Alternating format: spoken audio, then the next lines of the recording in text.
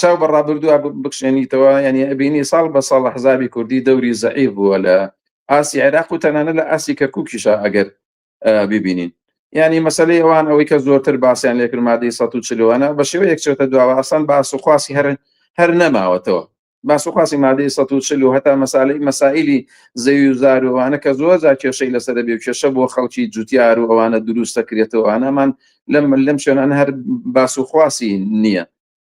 ئەوەی کە پاشە کشەی گەوریان کرد و حتمما ڕەبتی بۆ تا هەم یەکێک لە موشکیلە گەورەکانی خەڵکی کوردستان مەسەلەی موچەیە.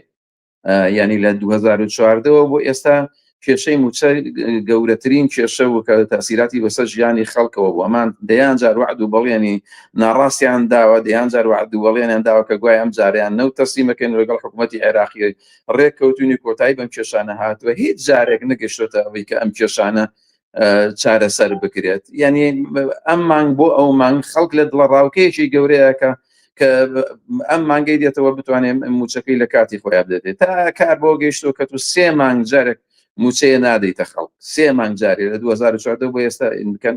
ینی موچە بۆتە ژەهری مار لە ڕاستیە بۆ مامۆستایان و موچەخۆران و فەرمانبەرانی کوردستانەمانە بە کۆی هەموو کێشانە، مەسلەی زیادکردنی مەسلەی کارەبا لە کوردستانە، مەسلەی باج و خەراجێکی زۆر وەسەر هەموو ئەمانە بۆ خەڵکی کوردستان بۆ مناڵێکی ڕۆشن بووەتەوە. ئێستا هەموو ئەم ئەحزابانە تەنانەت بە معارضەکانشیانە نەک بە پارتی وێشێتی و دەسەڵاتدارن بۆ خەڵک و بۆ مناڵێک زۆر ڕۆشنە کە ئەمانە هیچ ڕەتیان بە ژیان و گوزەران و باشکردنی ژیان و خەڵک و مەسیری کوردستان و ئەوانە نییە.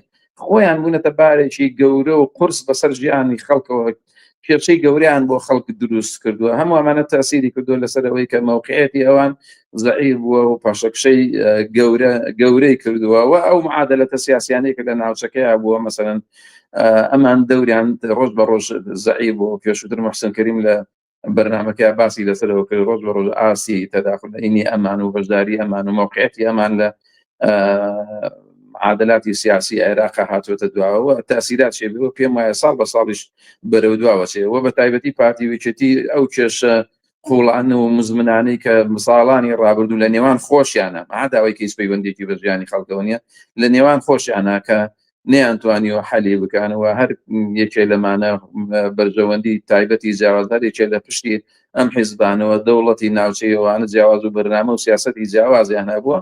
هەموو ئەمانەوای کردووە پێگە و موقعیەتی ئەمان لە معادلاتی سیاسی عێراق و لە بەغا شەروەها زەعیف بێت.